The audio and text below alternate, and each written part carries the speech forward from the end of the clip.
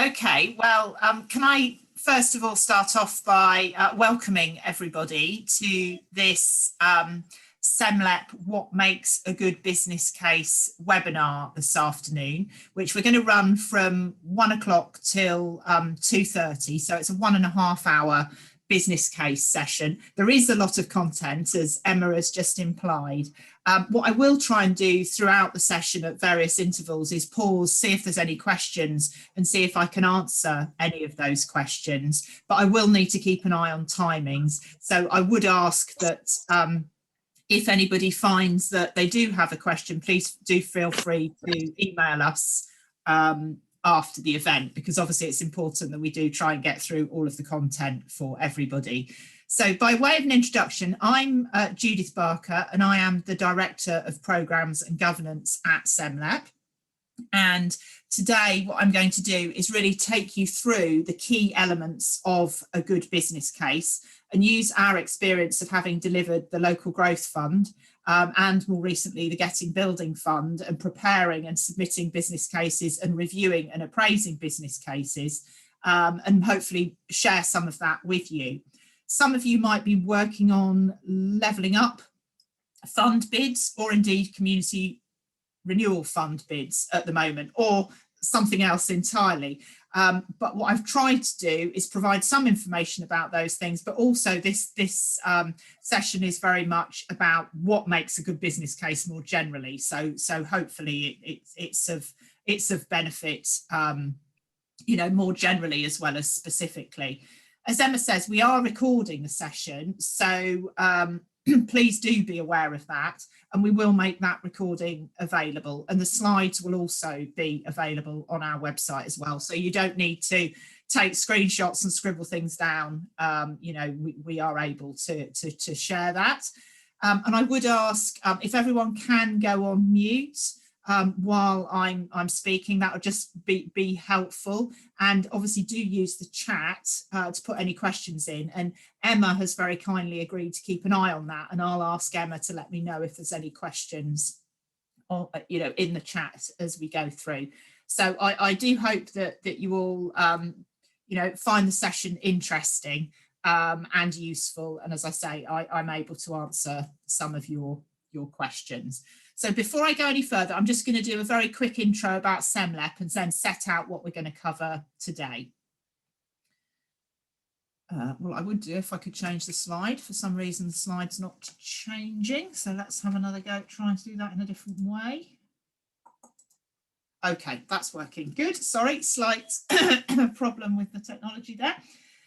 So Semlep's role, I'm sure many of you are aware, Semlep is the South East Midlands Local Enterprise Partnership, and we've been running for just less than 10 years. It's our 10th anniversary next month, and our role is to work with public, private and voluntary sector partners to facilitate and promote the sustainable economic growth of the areas of Milton Keynes and the historical counties of Northamptonshire and Bedfordshire, so the 6 unitary authorities in those areas. And we do that by setting the strategic direction. You'll be aware of perhaps of the local industrial strategy, or previously the strategic economic plan.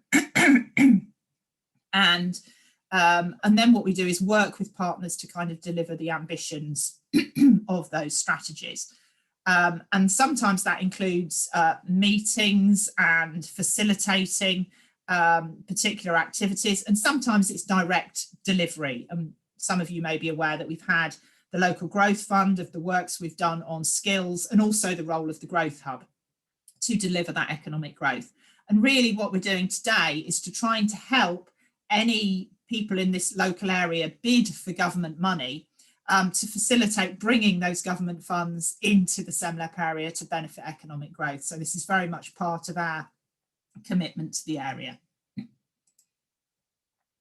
As I say, you'll be familiar with the geography and the scale of the area. So there's over 76,000 businesses we're working with across this area. So there's an awful lot of people, of businesses, of economic activity, partners to work with in order to deliver this agenda. And obviously what we're keen to do is to make sure if there's opportunities for government money or indeed money from other sources to come in, that we're maximising that and working with you to do so. So what are we going to cover today? What I'm going to do is to give you a bit of an overview of the 5-case business case model, which is the preferred model by government. And having done that, I'm going to then go into each of the 5 cases as they're set out there. And then I'm going to tease out, particularly in my experience, what makes a particularly compelling business case, and share some of those thoughts with you. And I'm also going to recap on the Levelling Up Fund and the Community Renewal Fund, because they are 2 particular opportunities that are open at the moment. And what I'm going to aim at doing is kind of completing the first 3 bullet points there by 2 o'clock, and then focusing on the Levelling Up and Community Renewal for the last bit of time. And as I say, trying to take some questions in between and also at the end. And the way we've set up this webinar is so that it's suitable for anybody preparing a business case, but also for reviewing a business case, because I know many people might well be towards the end of their business case writing, but hopefully what this will do is give you another way of looking at what you've done and perhaps focus your energies and efforts into particular areas to strengthen the business case, to put the best bid forward. So hopefully it's helpful whatever stage of the business case development you're at. So if I could just ask Emma, are there any questions or queries or any points anybody wants to raise at this stage before we go into the overview? No hands currently raised and no comments in the chat at the moment. Brilliant. Okay, well, thank you. But as I say, if anybody does have anything, please do pop them in the chat and Emma will keep an eye on that. So starting off with an overview of the 5-case approach. So why do we need a business case? Well, a business case is, sorry, I'm just going to slightly move the screen, how it's set up my screen, that's better. Sorry. So why do we need a business case? Well, a business case is really important because it's your opportunity to set out what you want to do and what the outputs and benefits are of what you're doing. And it really forces you not only to set out what you're going to do, but how you're going to do it, how you're going to pay for it, and when you're going to do it. So it's a really useful discipline, not only to persuade somebody or another organisation to fund the activities that you want to do, but it's also incredibly important from the point of view of you're making sure that it's the best way of doing it, that you have covered all bases, and that you would be able to deliver it should you be successful in getting the funds. And certainly my experience is the more work that goes into preparing and developing a business case really pays dividends in terms of what is actually delivered down the track. And myself and my colleagues have worked on over 60 local growth fund projects over the last 5 or 6 years. And of those, well, not of those, but in that programme, we've only had 5 that have dropped out of the programme in that time. And I do believe the reason for that is because of the amount of time we've spent upfront working with the projects on their business case and really exploring some of those difficult, some of the issues that arise. Is the funding package complete? Are they clear on the scope and remit? Have they got the people in place to deliver it? Have they worked out how they're going to procure it? What's the timeline for delivery? And I think investment in a business case from the beginning is not only important to get the funding, but it's also important to make a really robust project. So there's multiple reasons why it's important, and it's always worth investing as much time as you can, given the constraints of a bidding process in that activity. So what are the 5 parts to a 5-case business case? Well, you can see them here in these 5 orange circles. And they each basically answer a question, or that's what you're aiming to do when you're preparing your business case. So the first one is the project that you're putting forward, is it applicable? Does it fit with the wider strategies of the UK as a whole? of particular themes of the local area. How does it fit? Sorry, 1 minute, slide skipped. How does it fit? So you're really setting out what the objectives are of your project and how your project fits. Does it duplicate? You certainly obviously are unlikely to secure funding where you can demonstrate duplication. So what you're wanting to demonstrate is complementarity and that your project is additional and adding value. And all of that should come out in that strategic case. Then the second one is the economic case. And this is really where you're saying, is this an appropriate use of public money to invest in? And we'll go through that in more detail, but obviously what you want is to be able to demonstrate that your project offers very good value for money and there is a clear rationale for why the public money should be used in the project. The next three bubbles I often group together as a kind of deliverability case, but in the government guidance, they are separated into commercial, financial and management. So the commercial side, which is often more applicable in a capital project sense, but is equally, well, not equally, but is also important in a revenue project as well. Have you got a clear means of securing the supplies that you would need to deliver the project, and is it feasible to do it in that way? The financial one is perhaps the most critical of the three delivery cases, and that's where you need to make sure your costings are robust and that you've got the funding to afford them. So the real question you're asking there is it affordable? And the final one, the management case, is it achievable? Can it be successfully delivered? And that's also where you have to make sure that you consider the risks and the ongoing monitoring and evaluation as well. So that's a sort of summary and overview of the 5 cases. And unless there's any questions at this point, I will start to go into some details on the strategic case.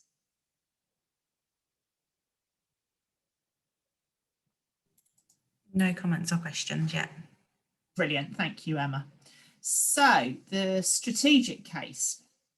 Now, the really important thing about the strategic case is that what you're really trying to set out here is, what are you trying to change by promoting this project?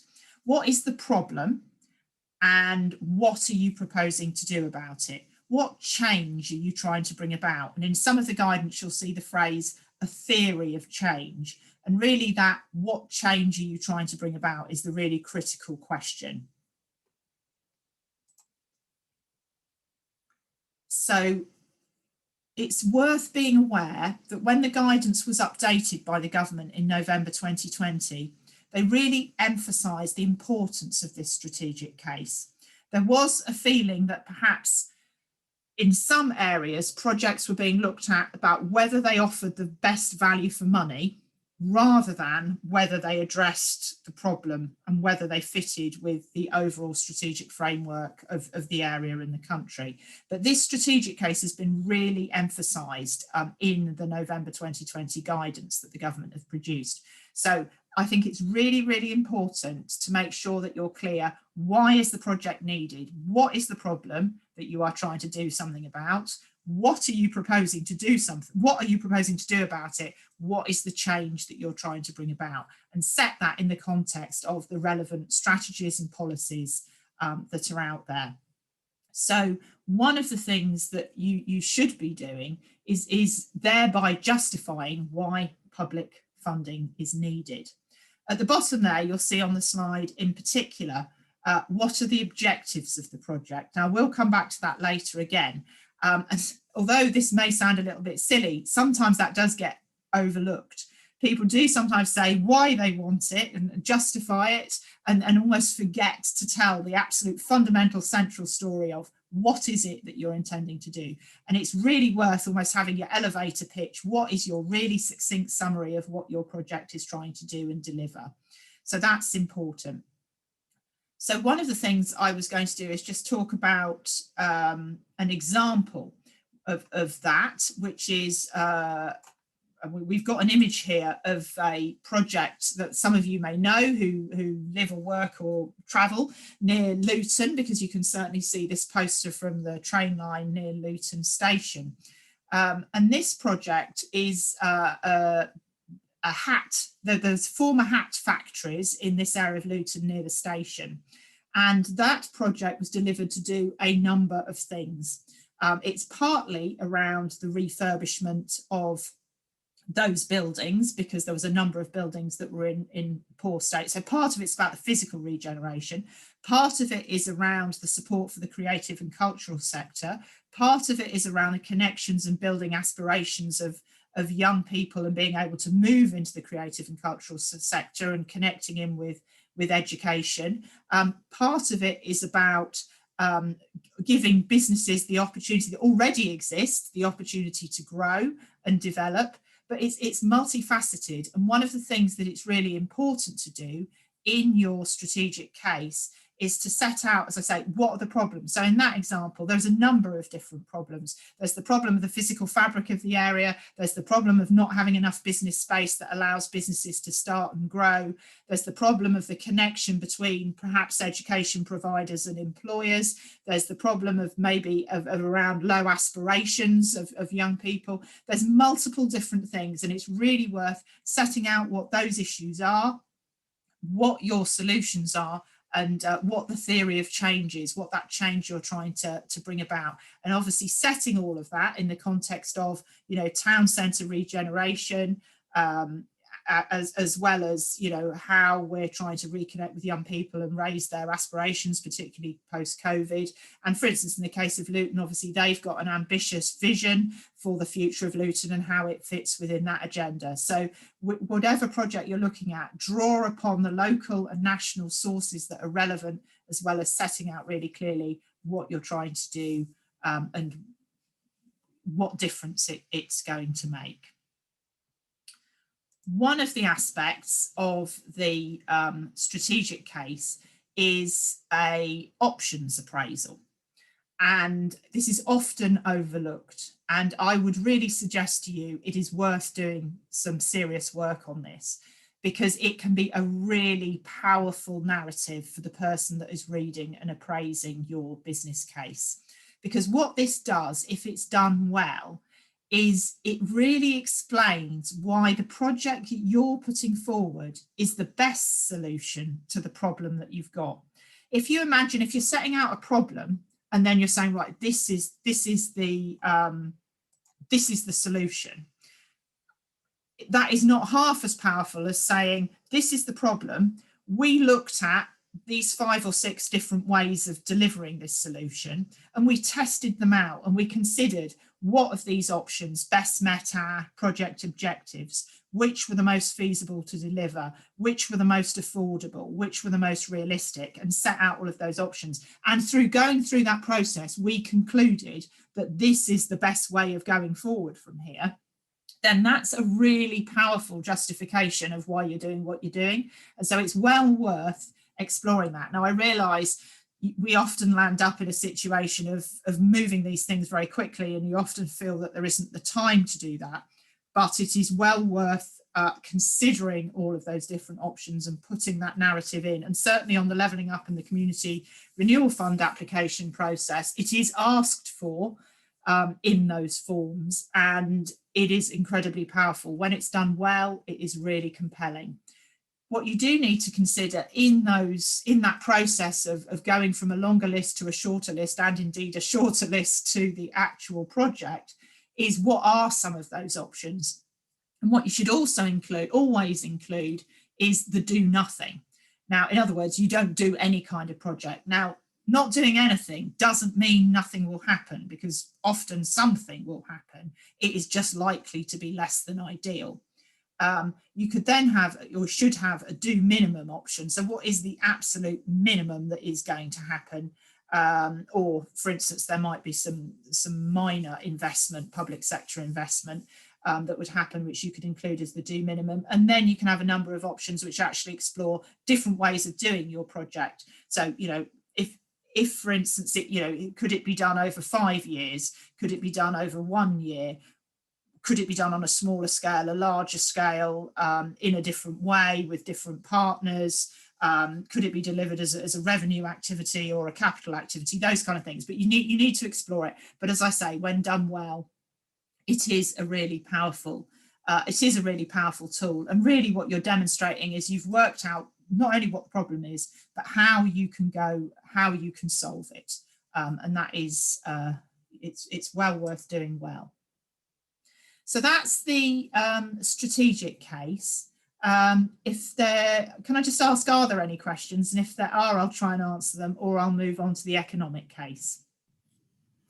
We've got one question. Richard has asked, if the Community Renewal Fund application form doesn't have the question that explicitly asks for the other options, do we still need to add in the other options into one of these sections?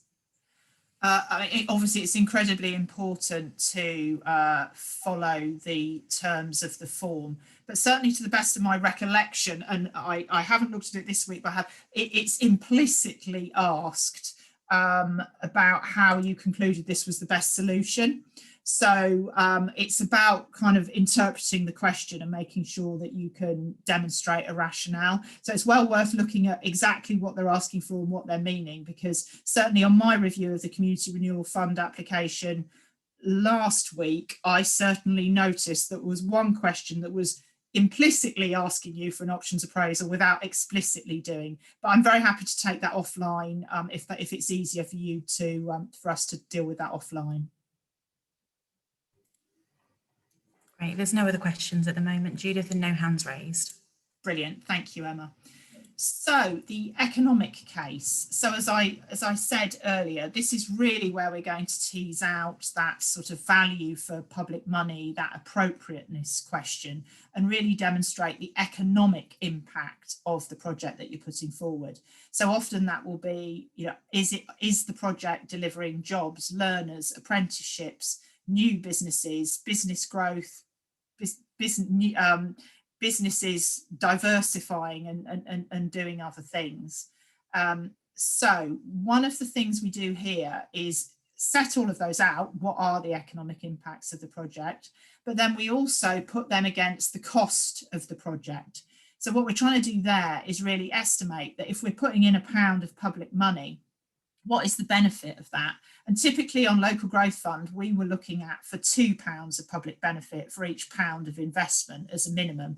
Now that it will be different, and they're not using those kind of ratios explicitly on Levelling Up and Community Renewal Fund. However, clearly you want to be able to demonstrate the best value for money that you can for your project, because obviously it is a competitive process. And the best value for money that you can demonstrate is clearly more likely to be successful than not. So it's you need to do that exercise of kind of demonstrating what the benefits are that you're getting and how that compares with the costs of the project. One of the things that we talked about last week when we did this webinar was in particular, how can you make sure that you maximise your demonstration of those benefits? Because there are often be social and environmental benefits that you want to capture, but are actually quite hard to capture. So it's well worth thinking about those. And if you search online, you will find ways of putting a financial value to some things that are tricky to value. So, for example, there's a technique called social return on investment, which particularly the Scottish government have done a lot of work on, whereby there's kind of agreed ways of kind of valuing the health benefits, the mental health benefits, things like confidence, for example, things like empowerment, things as well as the environmental benefits of things, including, for instance, capturing the kind of CO2 and things like that. And you can use that and consider that as part of a cost benefit analysis. So it's well worth understanding the economic benefits and also considering the wider benefits. And although I'm not going to cover social return on investment, I certainly would, if anybody wants to, I would suggest a little bit of time on a search engine probably would be a worthwhile thing to make sure you can articulate those as best you possibly can. So that then allows you to kind of demonstrate that. But obviously there's risks, isn't there? There is risks that you won't get the same number of outputs that you thought you would. And obviously we all know that learner outputs, for instance, will have been impacted by lockdown as well as job numbers. So really that question at the bottom about how do risks and scenarios affect potential impacts, that's your way of thinking about and articulating the what if question. So what if things are more difficult? What is the impact of the project then? So for instance, you might be able to say, well, if things go swimmingly, we'll be able to have this impact. But even if things are less positive than we hope they'll be, we would still achieve this impact. And that's quite a powerful thing to do as well. So I would encourage you to think like that and demonstrate that you have thought like that. Another aspect is whether you can really claim all of the benefits, because obviously it's very important to be able to show whether the benefits that you're claiming are attributable to the project that you're doing and are genuinely additional. So for instance, if you have a project that is effectively, you're developing an innovation centre and actually the businesses are moving from one place on that road down to the innovation centre, then you're not really getting a net gain. All you're doing is displacing the jobs from one building to another building.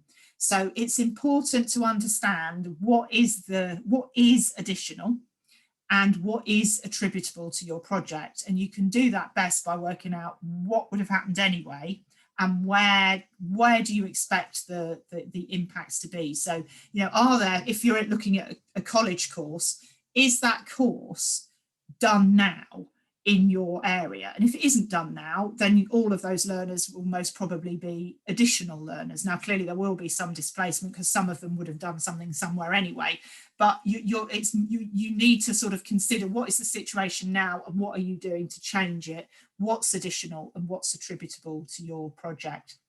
And hopefully when you've done that, you will have quite a compelling and powerful message if you've been quite robust about it. Now, what you're aiming at is something where you've got the maximum value for money that is being demonstrated. And this is where you can go back to that kind of shortlisting exercise I talked about earlier and that options appraisal.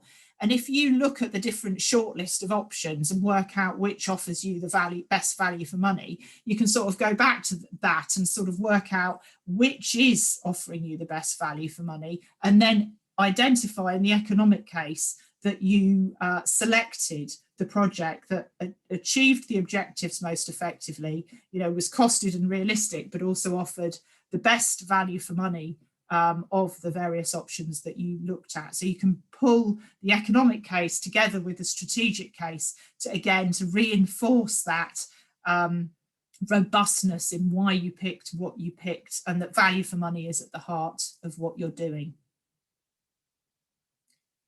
So we've got a couple of projects just to look at here.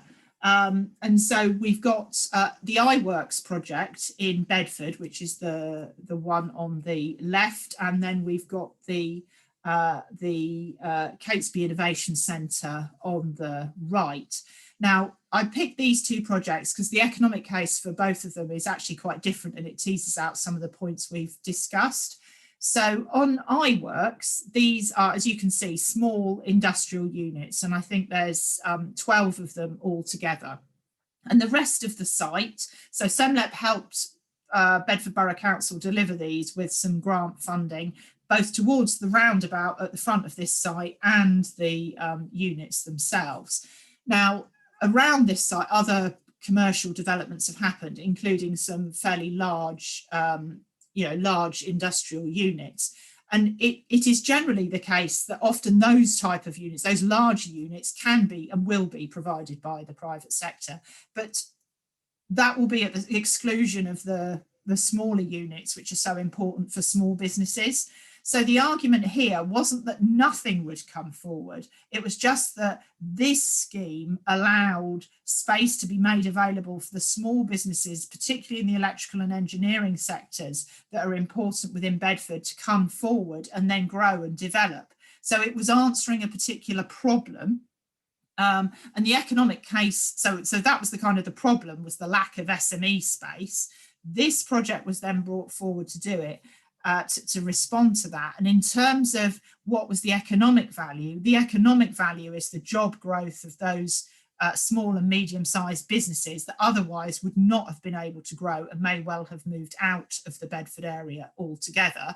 And then further value was added by providing some training space and connections with Bedford College and the University of Bedfordshire to support these businesses to grow in this location as well. And also to be considering what move on space there is for them when they grow, hopefully grow out of this space and can move on. So you can sort of see there that economic arguments are different for different projects. In the case of Catesby, that's very specifically related to a different kind of opportunity, because there is investment in the Catesby Tunnel, which is vehicle testing, and this is really about maximising the opportunity for small businesses to locate near there, to take advantage of those opportunities. Now, without the investment, then probably what would have happened is companies would have come in, used that space and gone away. But with this infrastructure next to the tunnel, that allows businesses to be based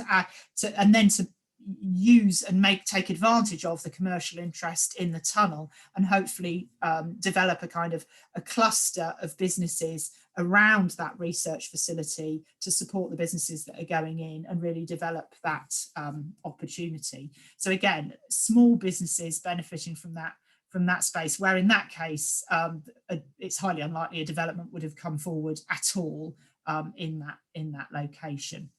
So there's always this clearly, and there could be a multitude more, and I apologise that those are very capital-led projects, but it's worth considering that there's different economic rationales for all sorts of projects and giving that a bit of thought. So one of the things I wanted to show was this logic chain, and you might often hear people talking about a golden thread, or particularly going through an application. And again, that's another powerful part of a business case. So as we've said, in the strategic case, you should see the objectives, and they should flow through into some activities. So the answer, what is the project, is clearly the activities are the project, essentially. And then the outputs are going to be the jobs, the learners, the homes, or the new businesses that might be created in the space. And then the impact, or could also be described as outcomes, they'll be the things that flow from that. So that might be the spend of the employees in the area. That might be wider sort of apprenticeship opportunities that develop off the back of the fact that that business space was there, and so on. So there might be a whole host of impacts going right up to the sort of gross value added of the increase in the size of the economy as a result of the project. And what that should do is flow back into the conditions. So that should flow back into the problem that you were trying to solve in the first place that then led to the objectives. And so what you should have is a kind of loop of the impacts affecting the problem. So the problem is less than it was when you started. So having that kind of flow, that logic chain, that golden thread through your project, and being able to see that very easily is something that enhances an application immensely. And even if it isn't part of the form, it's very well worth being clear of that and making sure that you can kind of feel that thread through your application form. So just to summarise on the economic case, it's the time when you really demonstrate the value for money, and that can be done by connecting back with that options appraisal.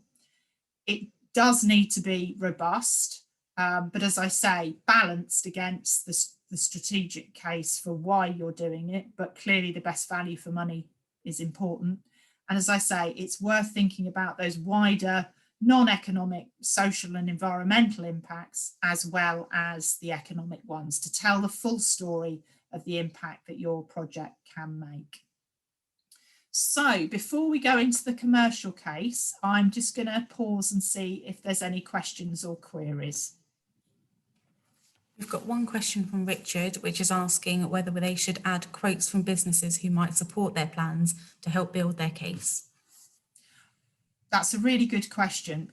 Certainly, so one of the things that Semlep has always done, well, certainly done in the last 3 years or so, is not only ask for the kind of narrative, but also the evidence that backs up the narrative. So, you know, it's really powerful if you can provide that evidence. And certainly when you've got real experts on an agenda, you know, for instance, I'm looking at the moment at a project in a particular sector that I am not an expert in, but if we have got the support of a university or a centre of excellence on that agenda that can say, yes, this fills a gap, that is a very powerful thing. So I do think if you can include those, that's important. If there's the space or opportunity on the form to make that case more clearly. I personally find that evidence very, very helpful, and that's something that we've always valued in the Semlep process. Again, I would make sure that you double check the terms of what you're allowed to include on the form or not, but my advice would be that evidence that backs up any of the points you're making is powerful, yes. There are no other questions and no hands raised at the moment. Brilliant, thank you, Emma. So the commercial case. So what I'm going to do is take the next 3 case. I'm going to have to apologise because there's somebody at my door that I'm going to have to get rid of. Excuse me 1 second.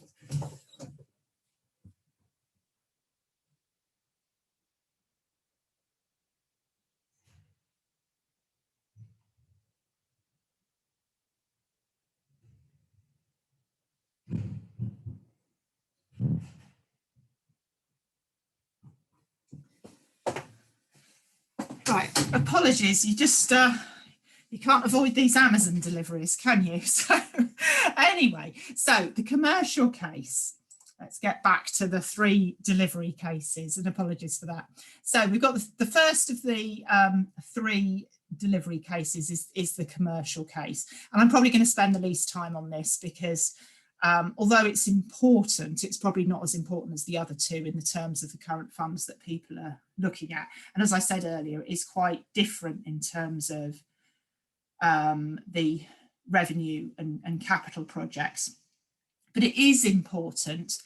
It certainly would be more important in terms of the Levelling Up Fund, because for both of these funds that are being looked at the moment, the delivery timescale is so quick.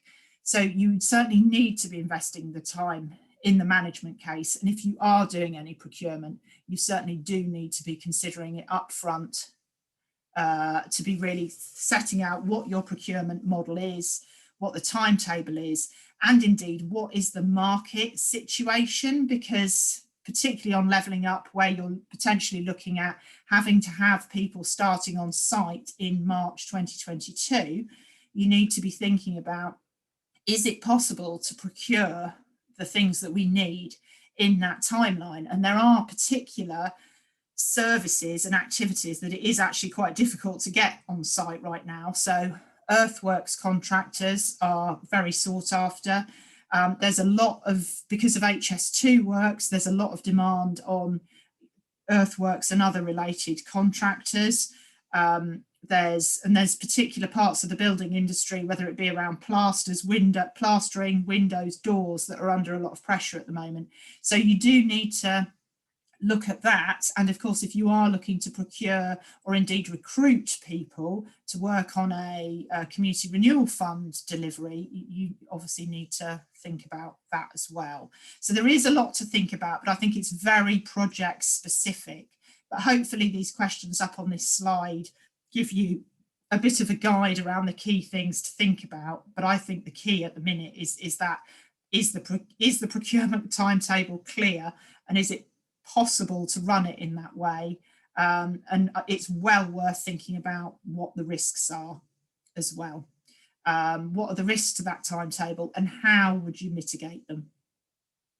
One other thing I did want to mention on this slide is subsidy control. Now, many of you will have probably seen the reference to subsidy control in the forms, and that subsidy control concept replaced state aid, which people obviously will be familiar with. So the state aid system was in place until we left the EU on the 31st of December. And then from the 1st of January, we've had a subsidy control mechanism, which basically works in a broadly similar way, in that the public sector are able to support private sector organisations or organisations that are behaving in a marketplace, acting in the marketplace to do certain things, but not so that it distorts the market, and only up to certain limits. Now, it is broadly very similar to state aid, but it is something that you do need to make sure that you're confident that it is a legal thing to do for the public sector to provide the funding to this activity. Now, we could do a whole workshop all of our own on state aid and, well, subsidy control. And we have, and I don't intend to do that because we will be here till 4 o'clock at the very least, but we do have an updated policy note on our website, on the Local Growth Fund documentation section. So I would certainly encourage you, if you want to know a little bit more, to look at that policy note, and hopefully that will help you just consider some of these issues as it relates to the project. Alternatively, unfortunately, it's probably a question of getting legal advice on that area. And it may well be that much of the activities that you'll be looking at are actually activities that the public sector delivers, and they're not actually subject to subsidy control issues. But if you are a private sector led project looking to receive public money, then there may be subsidy control risks that you do need to manage. So it's important to be aware of it, and it is asked for on the forms. So just to summarise on the commercial case, do make sure the suppliers are available and can provide the services on a market basis, and do make sure that there is the basis for having a contract in place within the constraints identified. And that's the kind of risk management piece that I've talked about. So this project is an image of the modernising modern construction methods at Bedford College on Caldwell Street. So this is an artist representation because it is actually being built at the moment. So you won't see this in Caldwell Street if you go. But will do by September. And I just really wanted to highlight different approaches to procurement, because Bedford College have looked at a lot of different methods as they've gone through their journey of improving their campuses, including in Northamptonshire. And they have gone through the route of having a large contractor who then subcontracts a number of different subcontractors, but they've also gone through the route of them directly contracting a whole plethora of contractors to see the job through, and exploring different models. And I think particularly when you're working at pace, that might be something that you want to consider. But I think that what that does is illustrate the example of how you need to explore what the methods are, particularly when you want to work at pace. So the financial case, this is probably the most important of the delivery cases, and I guess I'm telling everybody what you already know, but sometimes it's worth stating these things, isn't it? So it's about, are all the costs there? Can you evidence them? What's the basis of those costs? So, can you evidence why you've come up with those costs? And can you afford them? Has all the match funding been secured? Now, you might not be able to evidence your absolute final costs, but you do need to be able to evidence the basis on which you've reached those costings. So some kind of benchmark or some kind of sourcing of those costs would be reasonable. And you also need to be able to demonstrate that actually, as an organisation, you are in a place where you can actually cash flow this project, because clearly it's not only about the project being viable, it's also about, given the cash flow over a lifetime of a project, are you in a position to be able to support that to happen? And so there is a financial due diligence exercise that will be undertaken as part of all of the assessments on Levelling Up and Community Renewal Fund to ensure that that is the case. And particularly if they're looking at, for instance, giving 50% of the money up front and 50% of the money at the end, they do need to know that the organisations are able to handle that kind of funding model. So you also need to ask yourself questions about, if it costs more because of, you know, some sort of external circumstance, how can you manage that? So it's that risk management again. And you need to be thinking about, if there are liabilities that arise, how are you going to be able to meet those? So examples of that we've had on Transporting Bedford 2020, discovery of Japanese knotweed. That then adds considerably to the kind of management of the transport scheme, even on a very small scheme, the time that has to be taken and so on. So how can you deal with those? And indeed, that then flows into the contracting and the commercial case. How is the management of risk handled in your contract?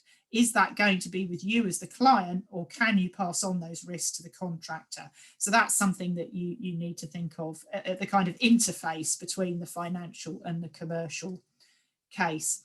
And then you also need to make sure that you have made provision for the kind of management of the project, and indeed the monitoring and evaluation, because as we know, if you're receiving public money, you're going to need to have to report against that, and you're likely to have to produce, and quite rightly so, an evaluation report of the impact of the project and showing whether it did in fact address the problems that you set out. So you need to make sure there's financial provision for that. So to summarise, you need to be able to demonstrate that kind of capital revenue balance is there, and you also need to make sure that the funding package is complete. And that is, you know, that is something, particularly at the moment, that can pose some real challenges. But unfortunately, in order for a business case to be approved, you have to be able to prove that you can meet the expenses of the project. So the last of the three delivery cases is the management case. And I think this is really important on Levelling Up and Community Renewal because of the pace of delivery that government is looking for. And there is you need a delivery plan with clear and detailed milestones, and you need a clear indication that you know how to deliver the project or the programme. And one of the ways that you can do that effectively is to be really robust on the risk management. So if you can demonstrate in your application that you've considered the risks and that you've got mitigation in place, that is always very compelling in terms of somebody reading it actually believing that the people who are writing the application know what they're doing in terms of project management.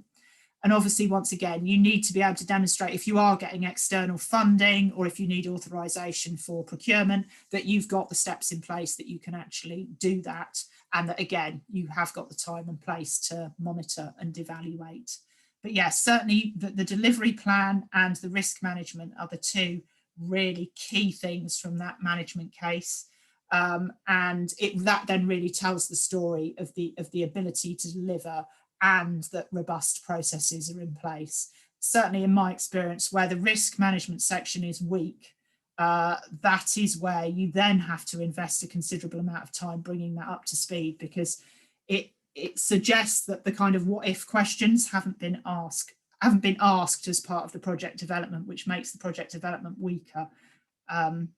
And that's where it's probably worth just dwelling on this picture from the summer of 2019, when we were all allowed to stand this close to one another. And this was at East Northants Enterprise Centre, which actually opened, I think it was June 2020, so during COVID. And they have made remarkable progress in terms of actually being able to get businesses into that space during recent months. But this project is a really good example of one where the business case was incredibly robust. It was the first to be approved of our 2018 bidding round projects. It was the first on site and the first to complete. And the quality of the business case, I believe, is one of the reasons why that was the case, because every stone had been unturned in that project. First, the risks had been considered. And so when things happened, they'd immediately got a plan to fall that, to go across to. They also had an incredibly strong project team, both within the council, within the contractors, as you can see here, a very strong working relationship across all of the team to resolve any questions and difficulties that they had. So, and I do think the investment that they had put into those delivery cases from the beginning just came through time and time again, to the point whereby, as I say, they've even managed to overcome the fact they've got a good occupancy of those units even during the pandemic. So I hope that gives you an illustration of how this upfront effort does actually translate into a positive outcome. So before we get to 2 o'clock, and I promise you I will pause for breath at that point, I'm just going to go through 4 key tests of a high quality bid. Now, I'm sure other people might tell you other things, but I have picked out these 4 things because I think they'll be really they're always helpful to me when I'm reading a business case. And they are absolutely things that our appraisal consultants, Hatch, who've assisted us in preparing these slides, have drawn out in their appraisals, and I think they're very relevant to levelling up and community renewal. So the first one is really clear objectives. So make sure your objectives are smart and make sure they're based on the problem that you're trying to solve, and then really test that out through that options appraisal and through making sure that the project that you're putting forward really explores and tests the different ways of achieving those objectives. So you've got clear objectives, you've got a list of projects that could achieve those objectives, and then you work out which project is actually the best project to deliver them. And hopefully that will also be the project that delivers the best value for money as well. So that's the first one. The first one, really make sure you've got those clear objectives. So the second one, I think, is going back to that options appraisal that I was just talking about, and making sure that you're really clear about what the added value is that you're doing. So you can see on this slide, you've got obviously time along the x-axis and benefits along the y-axis. And then you've got this reference case. So that's what would happen anyway. Now, obviously, sometimes, there might not be very much that would happen, but something will change over time, even if we don't do anything.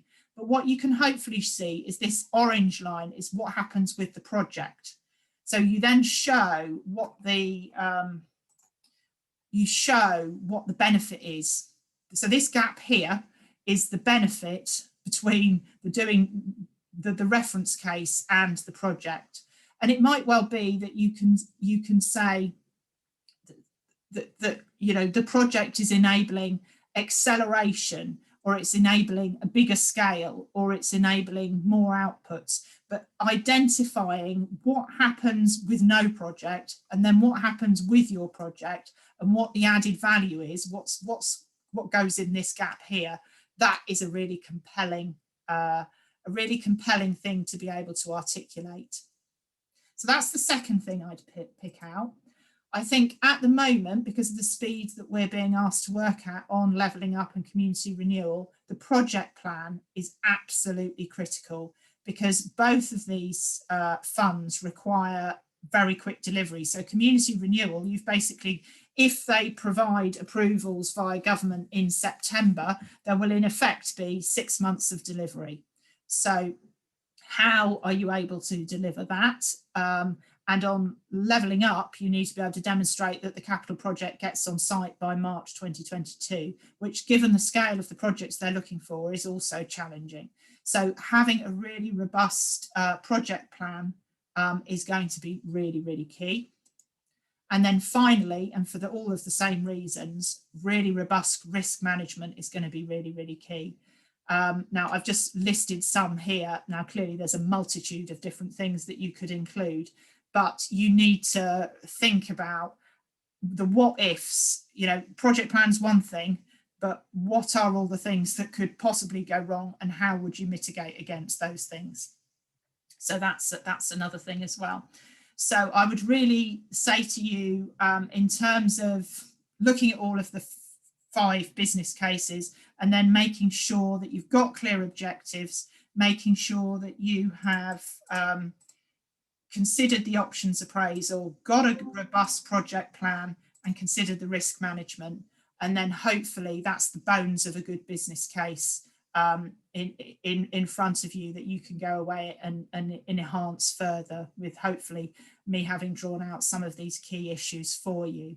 Now, before I go on to the Community Renewal Fund and Levelling Up funds, I'm obviously very happy to take any discussions either on the delivery cases or any of those 4 things I've just drawn out there.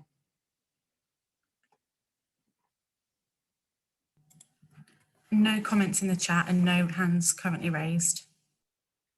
Okay, thank you. So, Community Renewal and Levelling Up.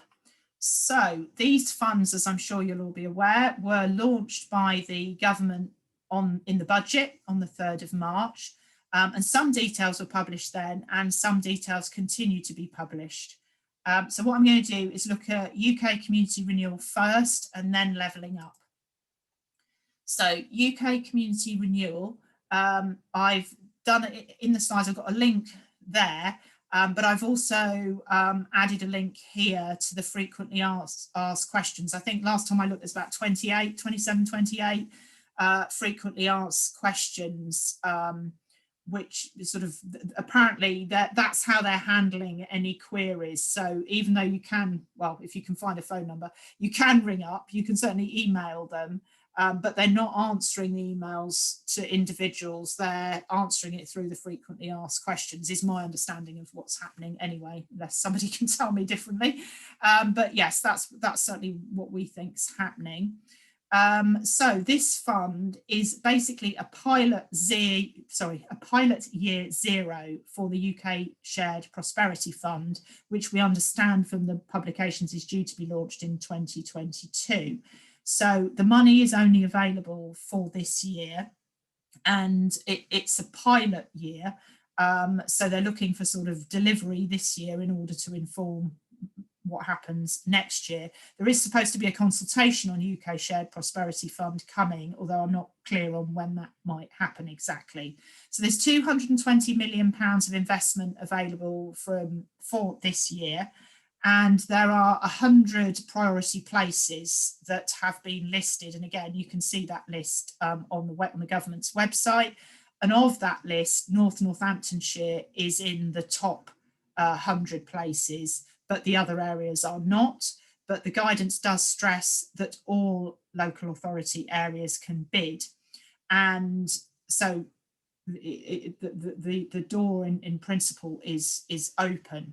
So what type of funding is it and what are the priorities? Well, this funding is 90% revenue.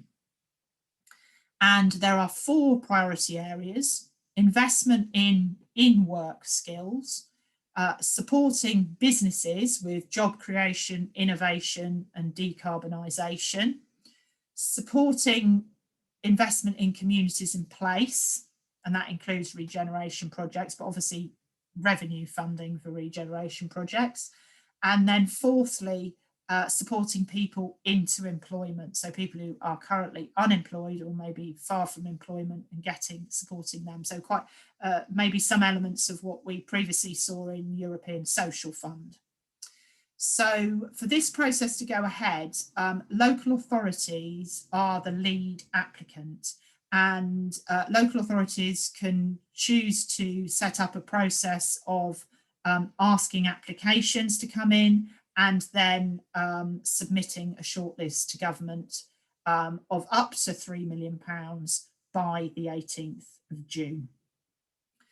All of the projects that are funded through this process need to be mindful of the net zero objectives and also have due regard for the public sector equality duty, although my understanding is that isn't actually scored as part of the appraisal, but it is sought in the information. And my understanding of what happens after the 18th of June is that the government will then, through MHCLG, appraise the bids in the summer and are looking to make autumn announcements. I presume they will then inform the local authority of a package of projects that local authority can then be funded to deliver. And then the local authority will have to make the arrangements with individual projects to deliver those outcomes through the process that they've already gone through. So that would seem to be how the process is going to work. I am aware of the details of the processes in Northamptonshire on community renewal, and I know there is a closing date on the 3rd of May and an appraisal process being set up later in May. So obviously, if there's anybody on the call that's part of that process, you clearly will be using this webinar as a bit of a checklist of what you've included or not. And you know, I appreciate you've got a very tight timeline for considering some of these things. But hopefully that is a quick run through of the Community Renewal Fund. The Levelling Up Fund, again, I've done the link to the details there. My understanding is that there isn't currently a frequently asked questions page for the Levelling Up Fund, but if anybody's found it, please do let me know. So this is a slightly different situation because this is the first round of a fund, which I understand is worth £4 billion over the next 4 years. And they are intending to make £800 million worth of investment available this year to projects that can start on site in 21-22. So each authority can bid, but per constituency. So if a local authority covers 1, 2, 3 constituencies, they can bid for 1, 2, 3 amounts of money in those constituencies. Up to a total bid of 20 million, although the prospectus does allow for scope of up to 50 million in exceptional circumstances. Again, there's a priority places list, and in this area, Luton and North Northamptonshire are in priority 1, and then the other locations within the Semlep area are split between priority 2 and priority 3.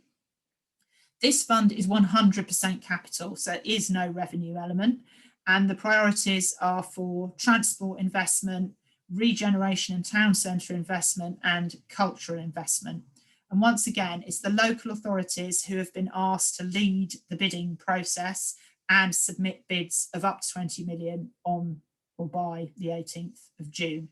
And that can be a package, or it can be so of 2 or 3 projects that hold together around a central theme.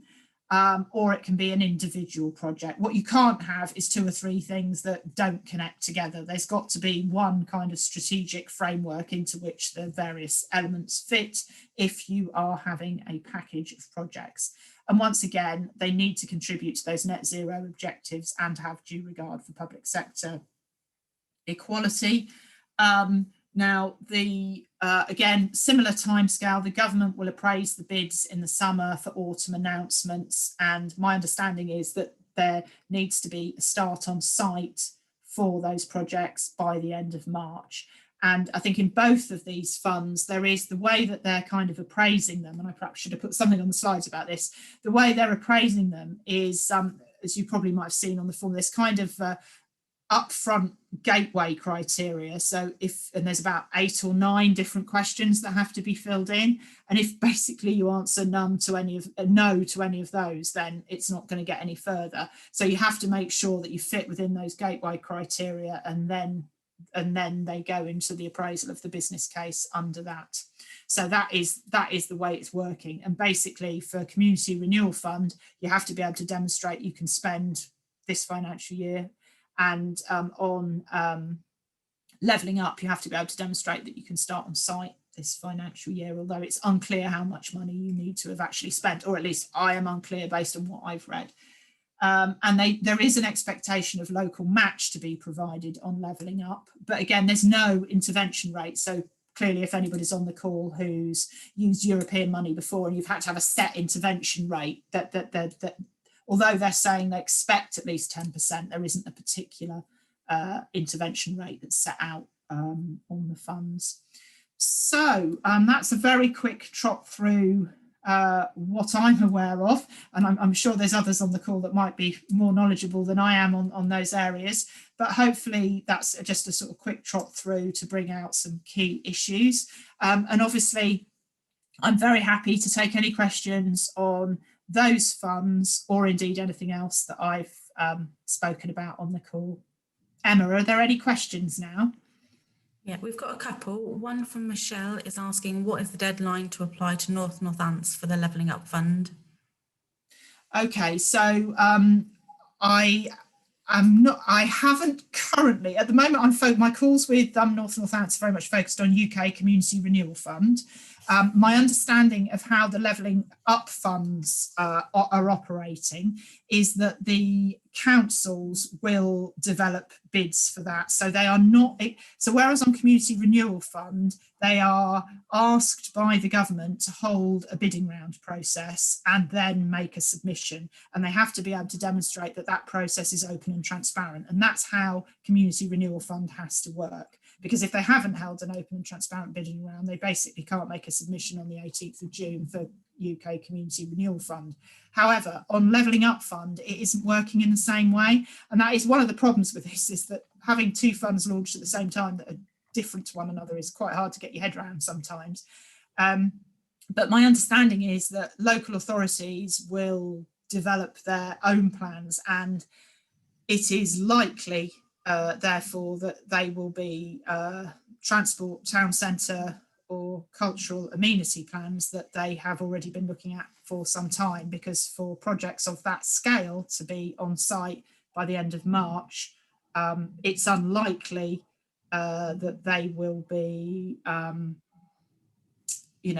going through any kind of bidding process because of the challenges of doing. Now, obviously, it might be that people are able to work as part of a package of partners with local authorities, but you would need to explore that with your local authority, because I don't have access to that level of detail. But there isn't a bidding round process for Levelling Up in the same way as there is for UK Community Renewal Fund, I'm afraid. Thank you. And the next question is, can the match funding in the Community Renewal Fund be things such as personnel or service instead of money? My understanding is it has to be money, but I can't absolutely confirm that. So basically, can there be in-kind contributions? I would really recommend that you double check the frequently asked questions link and see if somebody's already asked that. My understanding is it does have to be cash contributions, but I may be wrong, and you should check the frequently asked questions. And if you can't see an answer, then I would strongly recommend following the email address and getting that question asked, because I'm sure you won't be the only one asking it.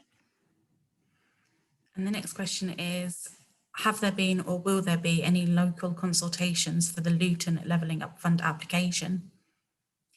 My understanding is, is that Luton Borough Council will need to make decisions about how they go through their process of selecting a project for Levelling Up. So I know that they were discussing a number of different options. So, for example, because I think I mentioned that local authorities can bid per constituency. So as I understand it, Luton is divided into Luton North and Luton South as a constituency basis. And apologies if it's more complicated than that, but that's my understanding.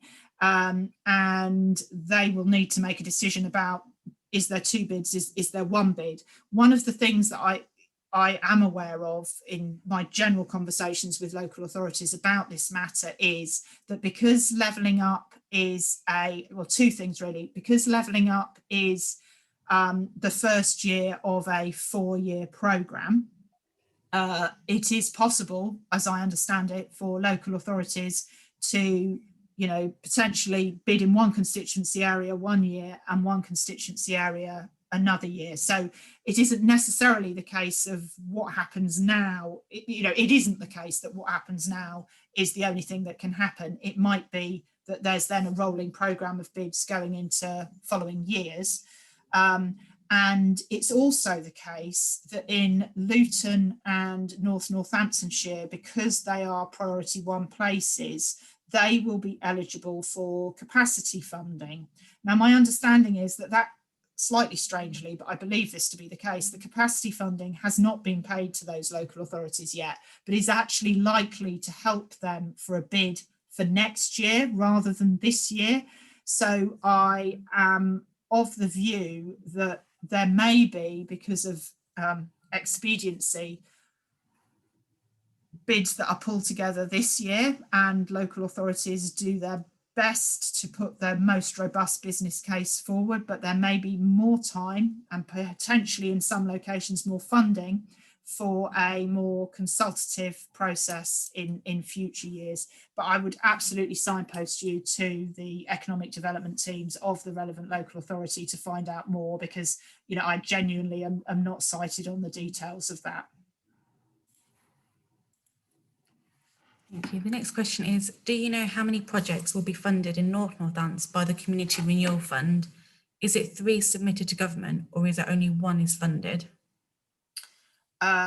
My understanding is that the total, because the Community Renewal Fund was announced on the 3rd of March based on the old geography, i.e. the district council areas, that North Northamptonshire's total allocation could be as high as £9 million, because the 3 districts were each awarded the potential availability of £3 million.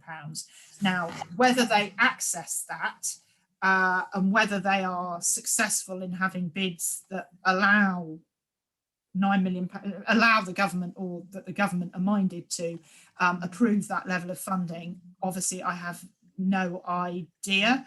But as far as I know, obviously their bidding process closes on the 3rd of May. I know they are anticipating 20 plus applications. I don't know how big those applications may or may not be. And they will then have to form a view of which is the best package of those applications to put forward to government. And there will be, so having received them, there will be an appraisal process, which we are supporting Northamptonshire County Council, sorry, North Northamptonshire Authority to do. They will then conclude the results of that appraisal process. They will make a recommendation to their executive, and they will then decide to make a submission. And I have no idea whether they, you know, presumably they will try and draw down the maximum amount of funds. But I'm afraid I don't have any details beyond that. But I do know they're expecting over 20 applications to come in, but clearly there may be many more out there, and there is a very substantial opportunity. There's no other questions at the moment, and there's no hands currently raised. Okay, so should we just see if there's any last questions that anybody wants to ask? Because obviously I'm happy just to take a couple more before we finish. I'll just end the slideshow. Let's stop sharing as well. Okay, that way I will be able to see the chat as well, won't I? So I'm very happy to take any last questions, or if everybody's, you know, feel like they've had the information that's useful to you, please do feel free to drop us an email and we will try to help.